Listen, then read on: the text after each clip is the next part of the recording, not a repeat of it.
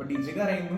അപ്പൊ ബേബിനെ എടുത്ത് ചെസ്റ്റിലേക്ക് വെച്ചതും ബേബി കരഞ്ഞു. ബേബി കരഞ്ഞതും ഡിജി വീണ്ടും ഒരു കരച്ചിൽ കരഞ്ഞു. പെട്ടെന്ന് കോള് വന്നു. അപ്പൊ ഞാൻ അവിടേക്ക് ഓടി ചെന്നപ്പോ അതിന്റെ ഉള്ളിൽ അമ്മ ഭയങ്കര കരച്ചില്. അല്ല, അത്രയും പെയിനൊക്കെ ഉണ്ടെങ്കിലും നമ്മള് കുറച്ച് കഴിയുമ്പോ അതെല്ലാം മറക്കും.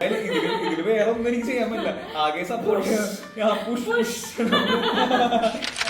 അപ്പോ 24/5/2024 അന്നാണ് ആ ദിവസം. അന്നാണ് നമുക്ക് ബേബി വന്നത്. അപ്പൊ 24-ാം തീയതി കഴിഞ്ഞിപ്പോ ഏകദേശം ഇപ്പൊ ഒരു 25 ദിവസം കഴിഞ്ഞപ്പോഴാണ് നമ്മളിപ്പോ ഡിജി ഓക്കെ ആയി, ഞാൻ ഓക്കെ, വീട്ടുകാരെല്ലാരും ഓക്കെ ആയിട്ട് നമ്മളിപ്പോ എന്താ ഇതിനെപ്പറ്റി സംസാരിക്കാൻ പോകുന്നത്.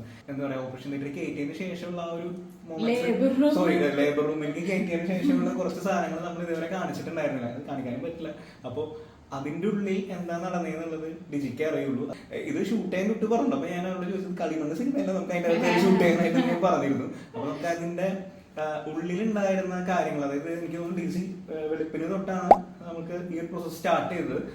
പ്രോസസ് തീർന്നത് വൈകുന്നേരം ഒരു 7:53 നമുക്ക് ബേബിനെ നമ്മുടെ കയ്യിൽ കിട്ടിയത്. അപ്പൊ അതൊരു വലിയൊരു പ്രോസസ്സാണ്. അപ്പൊ അതിന്റെ ഇടയിൽ ഉണ്ടായിരുന്ന കുറച്ച് ഇൻസിഡൻസ് എങ്ങനെയാണെന്നുള്ളത് ഞങ്ങൾ നിങ്ങളുടെ അടുത്ത് ഷെയർ ചെയ്യാം. പോരെ? ഓക്കെ. ബണ്ണും ചായയും നമ്മൾ ഈ പരിപാടി സ്റ്റാർട്ട് ചെയ്യുന്നത്. അതായത് ഡിജിക്ക് അങ്ങനെ ബ്രേക്ക്ഫാസ്റ്റ് കാര്യമായിട്ട് കഴിക്കാൻ പാടില്ല എന്ന് പറഞ്ഞിരുന്നു. അപ്പൊ നമ്മളിപ്പോ ഒരു ബണ്ണും ചായയും കൊടുത്ത് രാവിലെ രാവിലെ 6 മണിക്ക് ചെല്ലാനാണ് അവര് പറഞ്ഞത്. പക്ഷേ എനിക്ക് 4 മണിക്ക് മുമ്പായിട്ട് മുമ്പായിപ്പോ നമ്മളെല്ലാരും നല്ല ഉറക്കത്തിലായിരുന്നു. അപ്പൊ 6 മണിക്ക് 5 മണിക്ക് ആയപ്പോ അവരെന്തോ ടാബ്ലറ്റ് കൊണ്ട് തന്നു. അതിന്റെ പേരൊന്നും അറിയില്ല. ടാബ്ലറ്റ് തന്നു, ഇതിന്റെ പ്രൊസീജിയറിന്റെ ഭാഗമായിട്ടുള്ളതാണ്. അപ്പൊ ഒരു 4 മണി ആയപ്പോ ആ ടാബ്ലറ്റ് കഴിച്ചിട്ട് 4 മണി ആ ഒരു ടൈം ആയപ്പോ ഡിജി വിളിച്ചിട്ട് അതെ എനിക്ക് ചെറുതായിട്ട് പെയിൻ വരുന്നുണ്ടെന്ന് പറഞ്ഞു. നമുക്കൊരു സംശയം, പെയിൻ വരുന്നെന്ന് കഴിക്കുമ്പോ തന്നെ എല്ലാവർക്കും. ഇപ്പൊ ഞാനും അമ്മയാണ്, ഡിജിയുടെ അമ്മയാണ് റൂമിൽ നിൽക്കുന്നത്. അപ്പോ എനിക്കറിയില്ല ശരിക്കും ഇതിന്റെ പെയിൻ എങ്ങനെയാണെന്ന് എനിക്കും അറിയില്ല, ആർക്കും അറിയില്ല. നമുക്ക് എനിക്ക് എന്തായാലും അറിയില്ല. എന്തായാലും ഇവിടെ പറയുന്നതിനനുസരിച്ച് നമുക്ക് പറ്റുള്ളൂ. ചെറുതായിട്ട് നമുക്കൊരു ഇതുപോലെ വരണ കണ്ടപ്പോ എനിക്ക് പേടിയായിട്ട് ഞാൻ അമ്മേനോട് പറഞ്ഞു. അപ്പൊ എല്ലാവരും കിടന്ന് ഉറങ്ങുമായിരുന്നു. അപ്പൊ ഉറക്കത്തിൽ നിന്ന് അലാറം നമ്മുടെ ശരിക്കും 5 മണിക്ക് 5:15 വെച്ചിരുന്നത്. പക്ഷെ നമ്മള് 4 മണിക്ക് എഴുന്നേറ്റ് റെഡിയായി. അപ്പൊ റെഡി ആയിട്ട് മുടി അതൊക്കെ നമ്മൾ എടുത്തിട്ടുണ്ടെന്ന് തോന്നുന്നു, കാണിച്ചിട്ടുണ്ടാവും. മുടി സെറ്റ് ആക്കി ഇടണമെന്നൊക്കെ പറഞ്ഞിട്ടുണ്ട്. അപ്പൊ അതൊക്കെ ചെയ്ത് റെഡിയായി. പെയിൻ വന്നപ്പോ തന്നെ അമ്മ വേഗം തന്നെ എന്നെ റെഡിയാക്കി, കാര്യങ്ങളെല്ലാം വേഗം ചെയ്തോളും, പോവാൻ റെഡി ആയിക്കോളും എന്ന് പറഞ്ഞില്ല. അത് പെയിൻ കേൾക്കുമ്പോൾ നമ്മൾ സിനിമയിലൊക്കെ ഉണ്ടല്ലേ, പെയിൻ വരുന്നു തിയേറ്ററിലേക്ക് കൊണ്ടുപോകുന്നു പറയുമ്പോൾ നമുക്കൊരു പേടിയാണ്. അപ്പൊ ആ ഒരു പേടി എല്ലാവർക്കും ഉണ്ടായിരുന്നു. അപ്പൊ നമ്മള് റെഡിയായി, ഡിജി സെറ്റ്. പക്ഷെ അവര് മറ്റേ വീൽ ചെയർ വേണമെന്നൊക്കെ നമ്മൾ വീൽ ചെയർ വേണം, ഞങ്ങൾ നടന്നു പോയിക്കോളാം. അല്ല, നമ്മളെല്ലാം റെഡി ആയതിനു ശേഷമാണ് നഴ്സുമാരുടെ അടുത്ത് പോയി പറഞ്ഞു എനിക്ക് ചെറിയൊരു പെയിൻ വരുന്നുണ്ട്. അപ്പൊ അവരപ്പൊ തന്നെ അവര് പറഞ്ഞു ലേബർ റൂമിലേക്ക് പോവാന്ന് പറഞ്ഞു. അപ്പൊ 4 മണിയൊക്കെ ആയപ്പോ നമ്മള് ലേബർ റൂമിലേക്ക് പോയി. അതായത് ഒബ്സർവേഷന്റെ അങ്ങനെ ഒരു റൂമിലേക്കാണ് ആദ്യം മാറ്റിയത്. എന്നിട്ട് അവിടെ എന്തൊക്കെയോ പ്രൊസീജിയേഴ്സ് ഉണ്ടായിരുന്നു. എന്തൊക്കെയോ ഉണ്ടായിരുന്നു പ്രൊസീജിയർ, എനിക്ക് അറിഞ്ഞൂടാ. ഞങ്ങളെല്ലാവരും ഇപ്പോ എന്താ പറയാ ഒരു കിറ്റും സാധനങ്ങളും ബേബി ഉണ്ടാവുന്ന സമയത്ത് കുറച്ച് തുണി കാര്യങ്ങളൊക്കെ നമ്മൾ ഇങ്ങനെ കരുതി വെക്കാൻ പറയും. അപ്പൊ ഇവളുടെ ഡ്രസ്സും അങ്ങനെ കുറെ കാര്യങ്ങൾ നമ്മൾ ഒരു കിറ്റിലാക്കി വെച്ചിട്ടുണ്ടായിരുന്നു. അപ്പൊ അതൊക്കെ പിടിച്ച് നമ്മൾ ഇതിന്റെ ഫ്രണ്ടിൽ ഇരിക്കുകയാണ്. ആ ഇരിപ്പ് എന്ന് പറയുന്നത് എന്താ പറയാ, ഈ കാത്തിരിപ്പിന്റെ ഒരു സുഖം ഉണ്ടല്ലോ, അത് എന്തോന്ന് ആരും പറയുന്നുണ്ടോ? അതിന്റെ മറ്റേ സാധനം ഇട്ടുപ്പിട്ട് അതായിരുന്നു എന്റെ ഫ്രണ്ടില് എല്ലാരും ഇങ്ങനെ കാത്തിരിക്കുകയായിരുന്നു. അതല്ല രസം. അതായത് അമ്മയുടെ വെളുപ്പിനെ ഞാൻ ലേബർ റൂമിലേക്ക് കയറണേക്ക് മുന്നേ വരാന്നൊക്കെ പറഞ്ഞിട്ട് അവര് വെളുപ്പിനെ 6 മണിക്ക് തന്നെ ലേബർ റൂമിലേക്ക് കയറ്റുന്നാണല്ലോ പറഞ്ഞത്. അപ്പൊ അതിനു മുമ്പ് അവർക്ക് എന്നെ വന്ന് കണ്ടിട്ട് അങ്ങനെ പോവാന്നുള്ള രീതിയിലായിരുന്നു. ഇവിടെ കാണണമെന്നുണ്ടായിരുന്നു അമ്മക്ക്. പക്ഷെ അവര് അവിടെ വന്നോണ്ടിരിക്കുന്ന സമയത്ത് തന്നെ എനിക്ക് പെയിൻ സ്റ്റാർട്ട് ചെയ്തു. ഞാൻ അമ്മയെ വിളിച്ചു പറഞ്ഞു, അമ്മ പെയിൻ സ്റ്റാർട്ട് ചെയ്യണം, അപ്പൊ ഇയ്യോണോ ഞാൻ വരുമ്പോഴേക്കും ബേബി വരും. അപ്പൊ ഞാൻ അതറിയില്ല, എന്തായാലും നമ്മള് ഇതിന്റെ ഉള്ളിൽ കേറ്റുന്നുണ്ട് എന്നുള്ള രീതിയിൽ അമ്മേനെ വിളിച്ചു പറഞ്ഞു. അങ്ങനെ ഇവള് കേറി. അപ്പോഴും നമുക്ക് സംഭവം അറിയില്ല, അപ്പോഴേക്കും ചെറിയ രീതിയിൽ പെയിൻ ഒക്കെ ഉള്ളൂ. അപ്പോഴേക്കും അങ്ങനെ പ്രശ്നങ്ങളൊന്നും ആയിട്ടില്ല. അപ്പൊ അവരുടെ ചോദിച്ചപ്പോൾ അവര് പറഞ്ഞു അങ്ങനെ എന്താ പറയാ ഇതിനുള്ള പെയിൻ ആയിട്ടില്ല, നമുക്ക് കുറച്ചുകൂടി ടൈം വെയിറ്റ് ചെയ്യണം എന്ന് പറഞ്ഞു. അങ്ങനെ കുറച്ച് കഴിഞ്ഞപ്പോ ഇവളുടെ ഫുഡ് മെനുവിന്റെ ഇതായിരിക്കും നമ്മൾ പറയാൻ മതി. കുറച്ച് അകത്തുനിന്ന് ഒരു കോള്, നമുക്ക് ഇഡ്ഡലിയും ബ്രേക്ക്ഫാസ്റ്റ് എന്നിട്ട് ഇഡ്ഡലി വേണമെന്ന് പറഞ്ഞു. അപ്പൊ നമ്മൾ ഇഡ്ഡലി വാങ്ങാനായിട്ട് അപ്പൊ എന്റെ അടുത്ത് പുറത്തു ക്യാൻറ്റീനിൽ പോയിട്ടില്ല. ഇഡ്ഡലി വാങ്ങാൻ പോയപ്പോ എന്നെ പോലെ തന്നെ 2-3 ഇഡ്ഡലി വാങ്ങാൻ വന്നേക്കാം. സെയിം അവരുടെ അപ്പൊ അവരുടെ ഭർത്താക്കന്മാര് ഇതേപോലെ ഭാര്യമാര് ഇതേപോലെ ലേബർ റൂമിൽ കിടക്കുന്നുണ്ട്. അപ്പൊ ഞാനും അവിടെ പോയിട്ട് ഇഡ്ഡലി വാങ്ങി. അപ്പൊ ഞാൻ ആ ചേട്ടൻ്റെ അടുത്ത് ചോദിച്ചു ലേബർ റൂമിലേക്കാണല്ലേ. അപ്പൊ ആള് ഒരു ടെൻഷനിൽ എന്റെ സെയിം മാനസികാവസ്ഥയിലാണ് ആള് നിൽക്കുന്നത്. ചെറിയൊരു ടെൻഷൻ ഉണ്ട്, ഒരു എന്താ പറയാ ഒരു വിറവിലൊക്കെ ഉണ്ട്. അപ്പൊ സാമ്പാർ വേണ്ടാന്ന് പ്രത്യേകം പറഞ്ഞിട്ടുണ്ടായിരുന്നു. അപ്പൊ ഞാനപ്പോ അവരോട് പറഞ്ഞു സാമ്പാർ വേണ്ടാന്ന് പറഞ്ഞു. അതുപോലെ അവരെ നമ്മൾക്ക് സാമ്പാർ വേണ്ടാന്ന് പറഞ്ഞിട്ടുണ്ടായിരുന്നു. അപ്പൊ അത് കഴിക്കാൻ പറ്റില്ലായിരിക്കും. അപ്പൊ ഞാൻ പറഞ്ഞ പോലെ തന്നെ ക്യാൻറ്റീനിലെ ആൾക്കാരുടെ അടുത്ത് ആളും സാമ്പാർ വേണ്ട ഇഡ്ഡലിയും ചമ്മന്തി എന്ന് പറഞ്ഞു. അപ്പൊ ഞാൻ അവരോട് ചോദിച്ചു മറ്റേ ലേബർ റൂമിലേക്കാണല്ലേ? അപ്പൊ ഞാൻ ലേബർ റൂമിലേക്കാണെന്ന് പറഞ്ഞു. ഞാൻ എന്റെ ഭാര്യയും ലേബർ റൂമിലാന്ന് പറഞ്ഞു. അപ്പൊ അങ്ങനെ കുറച്ച് എന്താ പറയുക ഒരു ചില ആൾക്കാരെ നമുക്ക് പരിചയപ്പെടാൻ പറ്റിയുള്ള ഫ്രണ്ടിൽ വെച്ച് അങ്ങനെ 7:30 കഴിഞ്ഞു. അതായത് ലിൻഡ ചേച്ചിയും ഡിജോസേനും എത്തി. അവരും ആയില്ലേ? അപ്പൊ ആയിട്ടില്ല. നമ്മളെല്ലാരും ഇതിനു വേണ്ടി വെയിറ്റ് നമ്മളങ്ങനെയുള്ള സിനിമയിലുണ്ടായി. സിനിമയിലെ നേരെ വരുന്നു, കുട്ടികളുടെ പുറത്തേക്ക് തരുന്നു, കുട്ടിക്ക് പേരിടുന്നു, മാമൂസി കല്യാണം, അങ്ങനെയാണ് സിനിമയ്ക്ക് പോകുന്നത്. പക്ഷെ ഇവിടെ അങ്ങനെയല്ല. ഇവിടെ നമ്മള് ഒരു 10 മണി വരെ വെയിറ്റ് ചെയ്തിട്ടും അങ്ങനെ ഒന്നും സംഭവിച്ചിട്ടുണ്ടായിരുന്നില്ല. അപ്പൊ നമുക്ക് എല്ലാവർക്കും ചെറിയ ടെൻഷൻ, അതായത് സമയം കൂടുന്തോറും ടെൻഷൻ കൂടി വരായിരുന്നു. അപ്പൊ ഒരു 10 മണി ആയപ്പോ നമുക്ക് അവിടെ നിന്ന് ഒരു ഇൻഫർമേഷൻ കിട്ടി, ഇങ്ങനെ സർവീസ് ഓപ്പൺ ആയിട്ടുണ്ട്, ഒരു 1 സെന്റിമീറ്റർ ഓപ്പൺ ആയിട്ടുണ്ടെന്ന് പറഞ്ഞു. അപ്പൊ അപ്പോഴാണ് എനിക്ക് അറിയുന്നത് 10 സെന്റിമീറ്റർ ഓപ്പൺ ആയാലാണ് ബേബി പുറത്തേക്ക്. അപ്പൊ ഇവളിങ്ങനെ വീഡിയോസ് ഒക്കെ ഇരുന്ന് കാണാറുണ്ട് ഈ പ്രഗ്നൻസിയുടെ സമയത്ത്. അപ്പൊ ഞാനിതിങ്ങനെ കാണുന്നത് ടെൻഷൻ ആയതുകൊണ്ട് അധികം കാണാറുണ്ടായിരുന്നില്ല. പക്ഷെ അപ്പോ കാര്യങ്ങളൊക്കെ പിടികിട്ടിയത് 10 ആയാലാണ് നമുക്ക് ബേബിനെ എന്താ പറയാ റിസീവ് ചെയ്യാൻ പറ്റുന്നതെന്ന് അറിഞ്ഞത്. പിന്നെ കുറച്ച് കഴിഞ്ഞപ്പോ ഡിജിയുടെ അകത്ത് നേഴ്സും ഒരു കരിക്ക് വേണമെന്ന് പറഞ്ഞു. അപ്പൊ മെയിൻ ലേബർ റൂമിലേക്ക് മാറ്റി. അതൊരു സെപ്പറേറ്റ് ഒരു റൂം നമുക്ക് വേണ്ടി മാത്രം, കുട്ടിയുടെ ഹാർട്ട് ബീറ്റ് അങ്ങനെയുള്ള കാര്യങ്ങളെല്ലാം മോണിറ്റർ ചെയ്യുന്ന ഒരു റൂം ഉണ്ടായിരുന്നു. അപ്പൊ അടുത്ത് ഒരു നേഴ്സും ഫുൾ ടൈം നോക്കാനായിട്ട് നേഴ്സും ഉണ്ടാവും. അപ്പൊ ആ നേഴ്സ് വന്നിട്ട് പറഞ്ഞു കരിക്ക് വേണം എന്ന് പറഞ്ഞു. അപ്പൊ ഞാൻ കരിക്ക് ഓക്കെ ശരി എന്ന് പറഞ്ഞിട്ട് ഞാൻ പുറത്തു പോയിട്ട് ആദ്യൊരു കരിക്ക് ഒരു കുപ്പിയിലാക്കി കൊടുക്കണല്ലോ, കരിക്കായിട്ട് കൊടുക്കണം. അങ്ങനെ കുപ്പിയിൽ ആക്കി കരിക്ക് കൊടുത്തു കേട്ടോ. അങ്ങനെ 10 മിനിറ്റ് കഴിഞ്ഞപ്പോ വീണ്ടും ഒരു കരിക്ക് വേണം എന്ന് പറഞ്ഞു. വേറെ ഒന്നും കഴിക്കാൻ പറ്റില്ല അവൾക്ക്. അപ്പൊ ഞാൻ വീണ്ടും പുറത്തു പോയി ആ ചേട്ടൻ്റെ അടുത്ത്. ആ ചേട്ടൻ അപ്പൊ എനിക്ക് മനസ്സിലായി ഞാൻ കരിക്ക് വാങ്ങാൻ നിന്നപ്പോ. അപ്പൊ ഞാൻ 2ാമത് പോയി ഞാൻ കരിക്ക് വാങ്ങി കൊണ്ടുപോയി കൊടുത്തു. അപ്പൊ ചുട്ടല്ലേ ഇരിക്കുന്നത്. ചുട്ടപ്പ എന്നെ നോക്കി എന്തൊക്കെ കാര്യങ്ങളാണ്. അപ്പൊ ഞാൻ ചുട്ടു അതായത് എന്തൊക്കെ കാര്യങ്ങളാണ്. അത് കഴിഞ്ഞിട്ട് 3ാമത് ഇവള് കരിക്ക് വെച്ചു. അപ്പൊ ഞാൻ എനിക്ക് സംശയം ഇനി എന്തെങ്കിലും കരിക്ക് മാത്രം കുടിക്കണം, നമുക്കറിയില്ലല്ലോ എന്ത് എങ്ങനെയാണെന്ന്. അങ്ങനെ അവർക്ക് പുറത്ത് നിൽക്കുന്നവർക്ക് എന്തൊരു സംശയം, ഞങ്ങളായിട്ട് അവര് ചുട്ടെടുത്തിരുന്നിട്ട് എടാ അവള് ശരിക്കും അവസരം മുതലാക്കണേ, കുറച്ചായിട്ട് ശാന്താശേക്ക് വേണല്ലോ എന്ന് പറയും. ഞാൻ അറിയില്ല.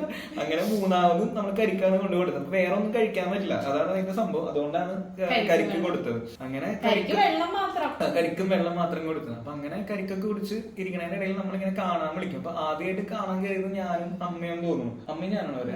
ഞങ്ങള് കേറി കണ്ടപ്പോ ഇങ്ങനെ ഇതേപോലെ അപ്പോഴാണ് മനസ്സിലായത് ഇങ്ങനെ റൂം ഒരു സിസ്റ്റർ കാര്യങ്ങളൊക്കെ ഉണ്ട്. അപ്പൊ അവള് ചോദിച്ചാൽ എങ്ങനെയുണ്ട്. അപ്പൊ അവള് പറയുന്നത് പെയിൻ വരുന്നുണ്ട്, പോകുന്നുണ്ട്, ഇടയ്ക്ക് വരും ഇടയ്ക്ക് പോവും, അങ്ങനെ പറഞ്ഞുകൊണ്ടിരിക്കുകയായിരുന്നു. പിന്നെ 2ാമത് ഞാനും ഡിജിയുടെ അമ്മയും കൂടി കയറി. അപ്പോഴും പെയിൻ ഇങ്ങനെ വരും പോവും. അങ്ങനെ അതിന്റെ ഇടയിൽ കുറച്ച് കഴിഞ്ഞപ്പോ ഈ പെയിന്റ് ഇന്റൻസിറ്റി ശരിക്കും കൂടാൻ തുടങ്ങി. ഇപ്പൊ വിളിയില് ഇവള് വിളിക്കുന്ന വിളിയും അത്ര സുഖമായിട്ടുള്ള വിളികളായിരുന്നില്ല. അപ്പൊ 3ാമത്തെ പ്രാവശ്യം എന്നൊരു പ്രാവശ്യം കെട്ടി, അതായത് ഒറ്റയ്ക്ക് ഭർത്താവിന്റെ അടുത്ത് വരാൻ പറഞ്ഞു. ഇവള് സിസ്റ്റേഴ്സിന്റെ അടുത്ത് എന്താ പറഞ്ഞു, ഭർത്താവിനോട് ഒറ്റയ്ക്ക് വരാൻ പറഞ്ഞു. അപ്പൊ ഞാൻ കരുതി ഞാൻ ഈ ഡെലിവറിയുടെ ടൈമിൽ ഇവളുടെ ഞാൻ ചോദിച്ചിട്ടുണ്ട് ഞാൻ കയറാൻ മതത്ത് കാണാനായിട്ട് കയറാന്നുള്ള രീതിയിൽ ചോദിച്ചിട്ടുണ്ടായിരുന്നു, സപ്പോർട്ടിന് വേണ്ടിയിട്ട് കയറാന്ന് പറഞ്ഞിട്ടുണ്ടായിരുന്നു. അപ്പൊ അതിനാണ് വിചാരിച്ചത് ഞാൻ ഓടിപ്പാടി അതിനുള്ളിൽ കയറി കഴിഞ്ഞപ്പോ ഇവിടെ അതേ സെയിം ഇതിൽ തന്നെ കിടക്കാൻ എങ്ങനെയുണ്ട്, നല്ല സുഖമുണ്ട്. അപ്പൊ ആ ഒരു ഇതിലിരിക്കാണ്. അപ്പൊ പെയിൻ ഇങ്ങനെ നല്ല ടെൻഷനായി, വേദന അതിങ്ങനെ കൂടി. പക്ഷെ അപ്പോഴും ഇത് സർവീസ് എന്തോ 3 എന്തോ ആയിട്ടുണ്ടായിരുന്നു. അപ്പൊ ആ ഒരു സ്റ്റേജിലും ഇവൾക്ക് ഇങ്ങനെ പെയിൻ വരുന്നുണ്ട്. അപ്പൊ ഞാനപ്പോ സൈഡിൽ നിന്നിട്ട് കുറച്ചു നേരം സംസാരിച്ച് കഴിയുമ്പോൾ പറഞ്ഞേ നീ ഒരു കസാര ഇട്ടിട്ടുണ്ടിരുന്നു. അപ്പൊ ഞാൻ നേഴ്സിനോട് അങ്ങനെ ഇരിക്കാൻ പറ്റില്ല, ചേട്ടന് ഒരു 10 മിനിറ്റ് സംസാരിച്ചോളം പറഞ്ഞു. അപ്പൊ അവര് എന്തോ ഭാഗ്യത്തിന് അങ്ങനെ ചെയ്യും തോന്നുന്നു. അവര് ഒരു 15 മിനിറ്റോളം ഞാൻ അവിടെ നിങ്ങളുടെ അടുത്ത് സംസാരിച്ചു. അപ്പൊ ഞാൻ അവിടെ നിന്ന് മറ്റേ മോട്ടിവേഷണൽ ക്ലാസ് കൊടുക്കായിരുന്നു സൈഡിൽ നിന്നിട്ട്. യു ക്യാൻ ഡു ഇറ്റ്, നിങ്ങളെ കൊണ്ട് പറ്റും, എന്നെ കൊണ്ട് പറ്റും, ചെയ്യാൻ പറ്റും, സമാധാനമായിട്ട് എനിക്ക് ടെൻഷൻ വേണ്ട, വേറെ കാര്യങ്ങളൊക്കെ ആലോചിച്ചോ എന്നൊക്കെ പറഞ്ഞ് ഇങ്ങനെ സൈഡിൽ നിന്ന് ഇങ്ങനെ മോട്ടിവേഷൻ കൊടുത്തു. അങ്ങനെ അത് കഴിഞ്ഞപ്പോ ഇതൊക്കെ കഴിഞ്ഞ് ഞാൻ പുറത്തെത്തും. ഇവരെല്ലാവരുടെയും മുഖത്ത് എക്സൈറ്റ്മെന്റ്, പുറത്തിരിക്കുന്ന ആൾക്കാരുടെ ഇവരെല്ലാവരും എന്തായി എന്ന് പറഞ്ഞ ചോദിക്കും, സ്വന്തമായിട്ട് ചോദിക്കും. അപ്പൊ ഞാനിത് ഓരോ പ്രാവശ്യം വരുമ്പോൾ ഇങ്ങനെ പറയും, എക്സ്പ്ലെയിൻ ചെയ്ത് കൊടുക്കും. അത് കഴിഞ്ഞിട്ട് ഒരു പ്രാവശ്യം ഡിജോ ചേട്ടനും അമ്മയും കയറിയുന്നു അല്ലെ, ആരും ലിന്റെ ചേച്ചി ഡിജോഷൻ ആരും കയറിയില്ല. അമ്മയും കൂടി കയറി കണ്ടു, പപ്പയും എല്ലാവരും കൂടി വന്നിട്ട് അവരും കയറി കണ്ടു. അപ്പോഴും അവളുടെ പെയിൻ ഇങ്ങനെ കോൺസ്റ്റന്റ് ആയിട്ട് നിൽക്കുന്നുണ്ട്. അപ്പൊ നമ്മൾ മെയിൻ ആയിട്ട് പെയിൻ കോൺസ്റ്റന്റ് ആയിട്ട് നിൽക്കാൻ കാരണം എന്ന് വെച്ചാൽ നമ്മൾ എല്ലാവരും ഡോക്ടറും എല്ലാവരും നോക്കുന്നത് നോർമൽ ഡെലിവറിക്ക് വേണ്ടിയിട്ടായിരുന്നു. എന്താ പറയാ, സർജറി അല്ലെങ്കിൽ സിസേറിയൻ പരിപാടിക്ക് നമുക്ക് നോക്കുന്നുണ്ടായിരുന്നു നോർമൽ ഡെലിവറി ആവും എന്നുള്ളൊരു പ്രതീക്ഷയിലാണ് എല്ലാവരും നിന്നിരുന്നത്. അപ്പൊ അതിനു വേണ്ടി വെയിറ്റ് ചെയ്യുന്ന ടൈമായിരുന്നു. അങ്ങനെ ഉച്ച കഴിഞ്ഞു, വൈകുന്നേരം ആവാറായി. എല്ലാവർക്കും ടെൻഷനായി, കാരണം ഇത്രയും ഒരു വൈകുന്നേരം 4 മണി വരെ ആയല്ലോ. അപ്പൊ നമ്മുടെ അടുത്ത് അവിടെ നിന്നൊരു റെസ്പോൺസ് കിട്ടി. ഇവൾക്ക് ഇതേപോലെ പെയിൻ ഉണ്ട്, ഇടയ്ക്ക് വരും, നല്ലോണം വരും, ഇടയ്ക്ക് പോവും. അപ്പോഴും 3 തന്നെ നിൽക്കാണ്. അപ്പൊ അവര് പറഞ്ഞു മേ ബി ഇനി പുലർച്ചയ്ക്ക് ആവാൻ ചാൻസ് ഉണ്ട്, പുലർച്ചെ വരെ ടൈം എടുക്കും, അപ്പോഴാണ് ആവാ എന്നുള്ള രീതിയിലൊക്കെ നമ്മുടെ അടുത്ത് പറഞ്ഞായിരുന്നു. അപ്പൊ നമ്മൾ അതിനു വേണ്ടി വെയിറ്റ് ചെയ്തു. ഡിജോസിനോട് പറഞ്ഞു എനിക്ക് നല്ല ടെൻഷൻ വരുന്നുണ്ട്, കുറച്ചു നേരം റൂമിൽ പോവാണ്. അങ്ങനെ ഡിജോസിന്റെ അടുത്ത് ഞാൻ പറഞ്ഞു വീണ്ടും റൂമിലേക്ക് എത്തി. എനിക്ക് കുറച്ചു നേരം റെസ്റ്റ് എടുക്കണമായിരുന്നു, എനിക്കും ടെൻഷനായി, കാരണം നമ്മൾ രാവിലെ തൊട്ട് നിൽക്കുന്നതാണ്. അങ്ങനെ നിന്നപ്പോൾ 2 അമ്മമാരും വീണ്ടും അകത്തേക്ക് കയറി ലാബറട്ടറി. അപ്പോൾ ഇവൾക്ക് നല്ല പെയിനായി. നല്ല പെയിൻ എന്ന് വെച്ച് കഴിഞ്ഞാൽ ഇവിടെ ഇങ്ങനെ ലിറ്ററലി കരഞ്ഞു തുടങ്ങി. ഞാൻ പോയപ്പോഴും കരഞ്ഞിട്ടുണ്ടായിരുന്നു. ഞാൻ പക്ഷെ ഇവരടുത്തൊന്നും പറഞ്ഞില്ല കരയാണെന്നുള്ള. കാരണം പുറത്ത് പറഞ്ഞാൽ അവരും ഭയങ്കര കൂട്ടക്കരച്ചിലാവില്ല. അപ്പോൾ അതുകൊണ്ട് ഞാൻ പറഞ്ഞില്ല അവള് കരയാണെന്നുള്ള കാര്യം. പക്ഷെ അവള് ഈ അമ്മമാര് കയറിയപ്പോൾ ശരിക്കും കരഞ്ഞു. 2 പേരും കയറിയപ്പോൾ നല്ല കരച്ചില്ല, എനിക്ക് പറ്റുന്നില്ല എന്നുള്ള കണ്ടീഷനിലേക്ക് അവള് പറഞ്ഞു തുടങ്ങി. അപ്പോൾ ഞാൻ റൂമിൽ റെസ്റ്റ് എടുത്തോണ്ടിരിക്കും. അപ്പോൾ ഞാൻ അത് കഴിഞ്ഞിട്ട് പിന്നെ ഞാൻ കേൾക്കുന്നത് ടൈമായി വരാൻ പറഞ്ഞിട്ട് ജോസൻ എന്നെ വിളിക്കുന്ന. അപ്പൊ ഞാൻ അവിടേക്ക് ഓടിപ്പോയി. അതിനിടയിൽ അമ്മ പറഞ്ഞു ഇനിയൊന്നും വേണ്ട, പെട്ടെന്ന് സിസേറിയൻ ചെയ്യാൻ, പെട്ടെന്ന് സിസേറിയനിലേക്ക് പോട്ടെ എന്ന് പറഞ്ഞു. അപ്പൊ നമുക്ക് അങ്ങനെ ചെയ്യാൻ പാടില്ല. ലൈക്ക് ഇതിങ്ങനെ ഒരു 6 മണി ആ ടൈമായി. കാരണം ഡോക്ടർ പോയിട്ട് പിന്നെ എമർജൻസിക്ക് വിളിക്കാം, അങ്ങനെ എന്തോ സിറ്റുവേഷൻ ആണ് പിന്നെ ഉണ്ടാവുന്നത്. കാരണം ടൈം അവർ വീണ്ടും പുലർച്ചയ്ക്കാണ് അവർ വീണ്ടും ഷെഡ്യൂൾ ചെയ്തേക്കുന്നത്. അപ്പോൾ ആ ടൈമിലേക്ക് ആവും എന്നുള്ള രീതിയിൽ എന്ന് പറഞ്ഞപ്പോൾ നമ്മൾ ഓക്കെ വെളുപ്പിനാവട്ടെ എന്ന് പറഞ്ഞിട്ട് നമ്മൾ വെളുപ്പിന് വരെ വെയിറ്റ് ചെയ്തിരിക്കുകയായിരുന്നു. പക്ഷെ പെട്ടെന്ന് കോള് വന്നു. അപ്പൊ ഞാൻ അവിടേക്ക് ഓടി ചെന്നപ്പോ അതിന്റെ ഉള്ളിൽ അമ്മ ഭയങ്കര കരച്ചിൽ, ലൈക്ക് ഡിജിറ്റൽ പറഞ്ഞോണ്ടിരിക്കാൻ മറ്റേ അമ്മയ്ക്ക് ടെൻഷനായി. സിസേറിയൻ മതി, ഇനി ഇതിനെ വെച്ച് താമസിപ്പിക്കണ്ട. ലൈക്ക് നമ്മുടെ ഫാമിലിയിൽ ഒരുപാട് പേര് സിസേറിയൻ ചെയ്തിട്ടുണ്ട്. അങ്ങനെ പറഞ്ഞപ്പോ ഇപ്പൊ ആ ഒരു എക്സ്പീരിയൻസ് എല്ലാം കൊണ്ട് ഇങ്ങനെ മതി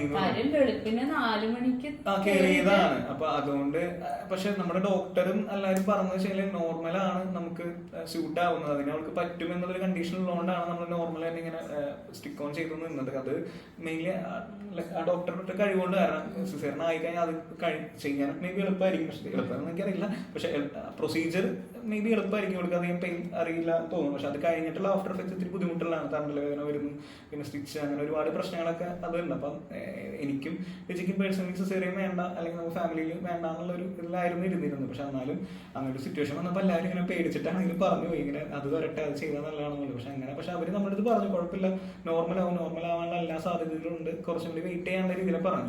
അപ്പോഴാണ് ഞാൻ വിളിച്ചെന്നപ്പോൾ എല്ലാവരും മുഖം ഭയങ്കര വിഷമിച്ചു. അപ്പൊ എനിക്കും ടെൻഷനായി, കാരണം ഇവരെല്ലാം എന്തുണ്ടായെന്നറിയില്ല. വരാൻ പറഞ്ഞു. ഞാൻ ഓടിച്ചെന്ന് അവിടെ ചെന്ന് ഓപ്പറേഷൻ തിയേറ്ററിന്റെ ഫ്രണ്ടിൽ എത്തിയപ്പോ ഇവിടെ നമുക്ക് അറിയേണ്ടത്. അപ്പൊ ഓപ്പറേഷൻ തിയേറ്ററിന്റെ ഫ്രണ്ടിൽ എത്തിയപ്പോ എല്ലാവരും ടെൻഷൻ എടുത്തു. കാരണം ഇനി പ്രൊസീജിയർ സ്റ്റാർട്ട് ചെയ്തു, മെയിൻ പ്രൊസീജിയർ. അപ്പൊ ഡോക്ടർ വന്നു, പെട്ടെന്ന് പെയിൻ വന്നു,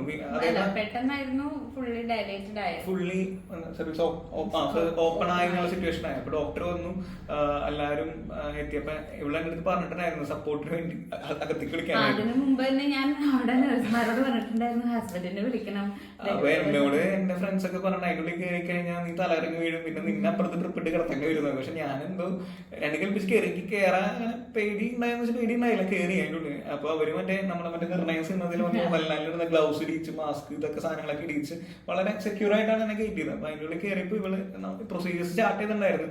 അപ്പൊ ഞാൻ പിന്നെ എനിക്ക് ചെയ്യാൻ പറ്റുന്ന പറഞ്ഞാൽ എന്തായാലും ഇതില് വേറെ ഒന്നും എനിക്ക് ചെയ്യാൻ പറ്റില്ല, ആകെ സപ്പോർട്ട് അല്ല. അപ്പൊ ഞാൻ അവസാനം പറഞ്ഞു എടി ഇത് കഴിയുമ്പോ ബിരിയാണി വാങ്ങി തരാം, കുഴിമന്തി വാങ്ങി തരാം, എന്ത് ഫുഡ് കഴിക്കണം നിന്നെ കൊണ്ട്. ഇവളപ്പോ എന്നെ ഇതിന്റെ ഇടയിൽ എന്നെ നോക്കുന്നുണ്ട്. പക്ഷെ ഞാൻ എനിക്ക് പറയാനുള്ളത് എന്റെ പാർട്ടാണ്. അവര് ചിരിച്ചു തുടങ്ങി. എനിക്ക് ആദ്യം ചെയ്യാൻ പറ്റുന്നത് ജസ്റ്റ് ഇവിടെ മെന്റലി ഒന്ന് മൈൻഡ് സെറ്റ് ആക്കി എടുക്കാനുള്ള പരിപാടിയാണ് നമുക്ക് അതിൻ്റെ ഉള്ളിൽ കയറാൻ ഹസ്ബൻഡ് പറ്റുള്ളൂ. ഞാൻ കൈ പിടിച്ചിട്ടുണ്ട് ഇങ്ങനെ പറഞ്ഞോണ്ടിരിക്കണം. പക്ഷെ ആ ഒരു മൊമെന്റിൽ അതിൻ്റെ ഉള്ളിൽ കയറിയത് വലിയൊരു ബ്ലെസ്സിങ് ആയിട്ട് എനിക്ക് തോന്നി. അത് ബ്ലെസ്സിങ് ആയിട്ട് തോന്നാൻ കാരണം നമുക്ക് ബേബിനെ ഫസ്റ്റ് ടൈം നമുക്ക് കാണാൻ പറ്റും. ലൈക്ക് ഇത് പ്രൊസീജിയർ കഴിഞ്ഞിട്ട് നമ്മുടെ ഡിജിയുടെ മടിയിലേക്ക് എടുത്ത് വെച്ചപ്പോ ഡിജി ഭയങ്കര കരച്ചില്ല, അമ്മേ സോറി നെഞ്ചിലേക്ക് എടുത്ത് വെച്ചപ്പോ ഭയങ്കര കരച്ചിൽ അമ്മയെന്ന് പറഞ്ഞിട്ട് അത് ഡിസ്ക്രൈബ് ചെയ്യാൻ പറ്റില്ല. ഭയങ്കര പെയിൻഫുൾ ആയിട്ടുള്ള ഒരു മൊമെന്റ് ആണ്. പക്ഷെ അത് കെയർ ചെയ്തുകൊണ്ട് നമ്മുടെ ലൈഫിലും ആ ഒരു മൊമെന്റ് എപ്പോഴും അതൊരു എന്താ പറയാ ഒരിക്കലും മറക്കാൻ പറ്റാത്ത ഒരു മൊമെന്റ് ആയിട്ട് ആ ഒരു മൊമെന്റ് നിൽക്കും. അപ്പൊ ഡിജി കരയുന്നു. അപ്പൊ ബേബിനെ എടുത്ത് ചെസ്റ്റിലേക്ക് വെച്ചതും ബേബി കരഞ്ഞു. ബേബി കരഞ്ഞതും ഡിജി വീണ്ടും ഒരു കരച്ചിൽ കരഞ്ഞു. ആ ഒരു മൊമെന്റ് എന്ന് പറഞ്ഞാൽ ഭയങ്കര ഒരു സന്തോഷം. അപ്പൊ തന്നെ അവര് നമ്മുടെ അടുത്ത് ഒരു കാര്യം പറഞ്ഞു, ഇതൊരു ബേബി ഗേളാന്ന് പറഞ്ഞു. അപ്പൊ നമ്മളെല്ലാവരും കമന്റ്സിൽ എല്ലാത്തിലും ഇട്ടേക്കുന്നത് ബോയാണെന്ന് പറഞ്ഞിട്ട് ഇരുന്നിരുന്നത്. അപ്പൊ നമ്മളെല്ലാവരും വിചാരിച്ചു ബോയാണെന്നുള്ള രീതിയിലാണ് ഞാനും പേരും കാര്യങ്ങളൊക്കെ ഏകദേശം സെറ്റ് ആക്കിയിരിക്കുന്നതും മനസ്സ് നമ്മള് പ്രീഡിറ്റർമൈൻ ചെയ്തേക്കുന്നതും ബേബി ബോയാണെന്നാണ്. അവര് പെട്ടെന്ന് ബേബി ഗേളാണെന്ന് പറഞ്ഞാൽ ബേബി ഗേൾ. അപ്പൊ പെട്ടെന്ന് സന്തോഷമുണ്ട്, പക്ഷെ ഒരു പെട്ടെന്ന് ഒരു എക്സൈറ്റ്മെന്റ് കൂടുതലും വന്നു. കാരണം ബേബി ഗേളിനെ ഞാൻ ഒട്ടും ഒട്ടും പ്രതീക്ഷ ഉണ്ടായിരുന്നില്ല. എനിക്ക് ബേബി ഗേളെ കൂടുതൽ ഇഷ്ടമായിരുന്നു. ബേബിന് ഇഷ്ടമാണ്, പക്ഷെ പെട്ടെന്ന് ഒരു ചേഞ്ച് കേട്ടപ്പോ എന്താ പറയാ ആ ഒരു എക്സൈറ്റ്മെന്റ് ഉണ്ട്. ഓക്കെ ഓക്കെ ഓക്കെ എന്ന് പറഞ്ഞിട്ട് ഇങ്ങനെ പറഞ്ഞു. അപ്പൊ അവരെന്റെ അടുത്ത് പറഞ്ഞു ഓക്കെ പോയിക്കോളൂ, പ്രൊസീജിയർ കഴിഞ്ഞിട്ടുണ്ട്, ബാക്കി പറയാന്ന് പറഞ്ഞു. അങ്ങനെ പ്രൊസീജിയർ കഴിഞ്ഞാൽ പുറത്തേക്ക് എത്തിയിട്ടുണ്ടല്ലോ നമ്മള് മറ്റേ ആറാട്ടങ്ങളും മറ്റേ ഒന്ന് റിവ്യൂ പറയാൻ മൈക്ക് പിടിച്ച ആൾക്കാരെ പോലും മറ്റേ വനിതാ തീട്ട മുമ്പില് അതുപോലെ ഇവരെല്ലാവരും കൂടി എന്താ എന്താ എന്താ. അപ്പൊ ഞാൻ വന്നിട്ട് ഞാൻ ഇതിന്റെ ഞാൻ ഡിജി ഗർഭിണിയായി. അപ്പൊ ഗർഭിണി അതാണല്ലോ. അപ്പൊ ഞാൻ പ്രഗ്നന്റ് ആയി. അല്ല പ്രഗ്നന്റും ആണല്ലോ. അപ്പൊ എനിക്ക് ആ വാക്ക് കിട്ടുന്നില്ല. ലൈക്ക് എന്തായാലും പറയാം പ്രസവിച്ചു എന്നുള്ളതിന് ഇംഗ്ലീഷ് വാക്ക് എന്താ ശരിക്കും ഡെലിവറി നടന്നു എന്ന് പറയാൻ ഇംഗ്ലീഷ് വാക്ക് എനിക്ക് കിട്ടുന്നില്ല. അപ്പൊ ഞാനത് പറഞ്ഞു അല്ല ആയി എന്തൊക്കെയോ പറഞ്ഞു ഒപ്പിച്ചു. അപ്പൊ ഇവരെല്ലാരും മുഖത്ത് ഭയങ്കര ഹാപ്പിനെസ്, എല്ലാരും ശരി എല്ലാവരുടെ മുഖത്ത് ഭയങ്കര സന്തോഷം. പിന്നെ രണ്ടമ്മമാര് ഫോൺ വിളി തുടങ്ങി. എല്ലാവർക്കും വിളിയോട് വിളി ആയി ആയി ആയി ആയി എന്ന് പറഞ്ഞു. ഞാൻ നോക്കും ഇവരെല്ലാരും എക്സൈറ്റ്മെന്റ്. അപ്പൊ കൊണ്ടെത്തിച്ച ആൾക്കാരെല്ലാരും സന്തോഷത്തില് എല്ലാരും ഭയങ്കര ഹാപ്പി. ഇവരുടെ അടുത്ത് എല്ലാവരും ഷെയർ ചെയ്തു, എല്ലാവരും വിളിച്ചു പറയില്ല, എല്ലാവരും ഇതായി ലഡു വാങ്ങാൻ പോകണം അങ്ങനത്തെ കുറെ മിഷനൊന്നും എടുത്തിട്ടില്ല. പക്ഷെ അതൊക്കെ വാങ്ങിച്ചു, എല്ലാവർക്കും കൊടുത്തു, ലേബർ റൂമിലുള്ളവർക്കും അവിടുത്തെ നേഴ്സസിന് എല്ലാവർക്കും കൊടുത്തു. എല്ലാം കൊണ്ടും പെട്ടെന്ന് ലൈഫ് പെട്ടെന്ന് എന്താ അതിനൊരു വാക്ക് കിട്ടുന്നില്ല, ഭയങ്കര അടിപൊളി അത്രയ്ക്ക് പറയാനുള്ളൂ. ആ ഒരു മൊമെന്റിൽ എല്ലാവരും ഭയങ്കരമായിട്ട് സന്തോഷിച്ചു. എല്ലാവരും ബേബിനെ അത് കഴിഞ്ഞിട്ടാണ് നമ്മളെ കാണിച്ചത്. അതായത് നമ്മളെ മറ്റേ ഫസ്റ്റ് ഇതിന് വെന്റിലേറ്ററിലല്ല, മറ്റേ ഇത് വെന്റിലേറ്ററിലല്ല, മറ്റേ സാധനത്തിന് NICU-ലല്ല നമ്മൾ ആദ്യം അവിടെയല്ല കാണിച്ചത്. NICU-ലേക്ക് നമ്മളെ ബേബിനെ പിന്നെ ഷിഫ്റ്റ് ചെയ്തു. അപ്പൊ NICU-ലേക്ക് ഷിഫ്റ്റ് ചെയ്തപ്പോ ഞാനും ഡിജി ചേട്ടനാണ് ആദ്യമായിട്ട് കാണാൻ പോകുന്നത്. ഞാൻ ഓൾറെഡി കണ്ടു മറ്റേ ഡിജിയുടെ ചെസ്റ്റിലേക്ക് എടുത്ത് വെച്ചപ്പോ. അത് കഴിഞ്ഞിട്ട് വീണ്ടും രണ്ടാമത് കാണാനായിട്ട് എക്സൈറ്റ്മെന്റോട് ഞാനും ഡിജി ചേട്ടനാണ് പോയത്. അപ്പൊ അവിടെ ഇതേപോലെ നമ്മൾ കാണിച്ചു തന്നു ബേബിനെ. അപ്പൊ ഇവരുടെ അടുത്ത് വന്ന് പറഞ്ഞു. അപ്പൊ കുറച്ച് കഴിയുമ്പോൾ ഡിജിനെ റൂമിലേക്ക് ഷിഫ്റ്റ് ചെയ്യുന്നു പറഞ്ഞു. എല്ലാവരും ഹാപ്പി ആയി. എല്ലാവരും എന്താ പറയാ ഡിജീനെ നമ്മളത് കഴിഞ്ഞിട്ട് കയറി കണ്ടു. ഡിജിനെ പപ്പയും മമ്മയും എല്ലാവരും പോയി കണ്ടപ്പോ എങ്ങനെയുണ്ടായിരുന്നു, നല്ല സുഖം ഉണ്ടായിരുന്നു. ഡിജി വീണ്ടും പറഞ്ഞു.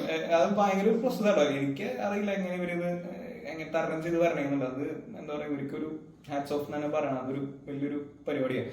നമ്മൾ ഈ പറയുന്ന പോലെ ടപ്പേന്ന് പറഞ്ഞിട്ട് പോയിട്ട് പ്രശ്നം പറ്റുന്നില്ല. പക്ഷെ ഭയങ്കര ബുദ്ധിമുട്ടുള്ള കാര്യം. അവർ അത്രയും നാളൊരു എന്താ പറയുക 9 മന്തോളം ഒരു ബേബിനെ ക്യാരി ചെയ്യാൻ. അപ്പൊ ഇവരുടെ ഫുഡ് മാറും, ഇവരുടെ ഡയറ്റ് മാറും, ഇവരുടെ ബ്യൂട്ടിനെ എഫക്ട് ചെയ്യുന്നു. അതെല്ലാം മാറി എന്താ പറയുക ബേബിക്ക് വേണ്ടി വെയിറ്റ് ചെയ്ത് ആ ഒരു മൊമെന്റിന് വേണ്ടി കുറെ നാൾ കാത്തിരുന്ന് ആ ഒരു ഡേയിൽ അത് സംഭവിക്കുമ്പോൾ അതൊരു വലിയൊരു കാര്യമാണ്. അതിന് പ്രത്യേകിച്ച് എക്സ്പ്ലനേഷൻ ഒന്നും ആവശ്യമില്ല. അതിന് ഇവർക്ക് എസ്പെഷ്യലി ഇതുപോലത്തെ അല്ലെങ്കിൽ ഈ ഒരു പ്രോസസ്സിൽ കൂടെ കടന്നു വന്ന എല്ലാ അമ്മമാർക്കും ഒരു ബിഗ് സല്യൂട്ട്. അത് അങ്ങനെ തന്നെ പറയണം. കാരണം അതൊരു വലിയൊരു ജേണിയാണ്.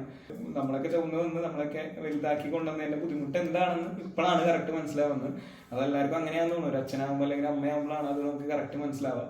സോ അത് സാധിച്ച എല്ലാവർക്കും ദൈവത്തിനും എല്ലാവർക്കും നന്ദി. എങ്ങനെയുണ്ടായിരുന്നു, സുഖമുണ്ടോ? ഇപ്പൊ ഇവിടെ ഓക്കെ ആണ് കേട്ടോ. അതും കൂടി പറയണം. ഇവിടെ എല്ലാ കാര്യങ്ങളും ഓക്കെ, ഹെൽത്ത് ഓക്കെ ആയിട്ടുണ്ട്, ബേബിയുടെ ഹെൽത്ത് ഓക്കെയാണ്. എല്ലാരും ഫാമിലി എല്ലാം നമ്മൾ ഈ ഒരു എന്താ പറയുക ലൈഫ് സൈക്കിളിനോട് പൊരുത്തപ്പെട്ട് വരുന്നുണ്ട്. ഇപ്പൊ നമ്മള് രാത്രി എഴുന്നേറ്റ് രാവിലെ നമ്മൾ സുഖമായിട്ട് കിടന്ന് ഉറങ്ങാനും പറ്റില്ല. 2 മണിക്കൂർ കൂടുമ്പോൾ ബേബി എഴുന്നേക്കാലോ. 1.5 മണിക്കൂറാണ് നമ്മുടെ ഷിഫ്റ്റ്. 1.5 മണിക്കൂർ ബേബി എഴുന്നേക്കും, വീണ്ടും ബേബി ഉറങ്ങും, വീണ്ടും പാല് കുടിക്കും, വീണ്ടും ഉറങ്ങും. 1.5 മണിക്കൂർ കഴിയുമ്പോൾ വീണ്ടും ബേബി എഴുന്നേക്കും, പാല് കുടിക്കും, ഉറങ്ങും. ഈ ഒരു ഷിഫ്റ്റിലാണ് പോയിക്കൊണ്ടിരിക്കുന്നത്. രാത്രി അത് ചിലപ്പോ 1 മണിക്കൂറായിട്ട് ചെറുതാവാറുണ്ട്, 1 മണിക്കൂർ കഴിയുമ്പോൾ എഴുന്നേക്കും. അങ്ങനെയാണ്. അപ്പൊ ഇത് എടുക്കാൻ പറഞ്ഞ മെയിനായിട്ട് ഇനി ഇത് ഈ ഒരു ജേണി കൂടെ പോകുന്ന ആർക്കെങ്കിലും അല്ലെങ്കിൽ മുമ്പ് പോയിട്ടുള്ളവർക്ക് ഒരു മെമ്മറിയാണ്, ഞങ്ങൾക്കൊരു മെമ്മറിയാണ്. അപ്പൊ അത് അതുപോലെ തന്നെ അല്ല അത്രയും പെയിനൊക്കെ ഉണ്ടെങ്കിലും നമ്മള് കുറച്ച് കഴിയുമ്പോ അതെല്ലാം മറക്കും. ബേബിയുടെ ഫേസ് കാണാൻ നമ്മളതൊക്കെ മറക്കും. കാരണം പിന്നെ നമ്മുടെ പെയിൻ ഉണ്ടാവില്ല, അതിന്റെ എഫേർട്ട് ആ പരിപാടികളൊന്നും ഉണ്ടാവില്ല. നമ്മൾ ഏറ്റവും അവസാനം ബേബിയുടെ ഫേസ് മാത്രമാണ് നമ്മുടെ മനസ്സിലുണ്ടാവുക. സോ ബേബിയുടെ പേര് നമ്മൾ പിന്നീട് റിവീൽ ചെയ്യുന്നതായിരിക്കും. ബേബി ഗേളാണ്, ഹെൽത്തി ആയിട്ടിരിക്കുന്നു, അമ്മയും ഹെൽത്തി ആയിട്ടിരിക്കുന്നു, നമ്മളെല്ലാവരും ഹാപ്പി ആയിട്ടിരിക്കുന്നു. അപ്പോൾ അടുത്ത വ്ളോഗ് വരും. വേറെ പല വ്ളോഗുകളും ഇനി വരാനുണ്ട്. നൂലുകെട്ട്, താലികെട്ട് എല്ലാ പരിപാടികളും വരുന്നുണ്ട്. താലികെട്ടല്ല, നൂലുകെട്ട്, അങ്ങനെ പല പരിപാടികളും നമ്മൾ വരുന്നുണ്ട്. മാമോദിസ വരും. അപ്പോൾ അതെല്ലാത്തിനെയും വിഷ്വൽസിനെയും വീണ്ടും എടുക്കുന്നതായിരിക്കും. അപ്പോൾ മാക്സിമം നന്നാക്കി നമുക്കെല്ലാം എല്ലാം എത്തിക്കാം. Okay, thank you.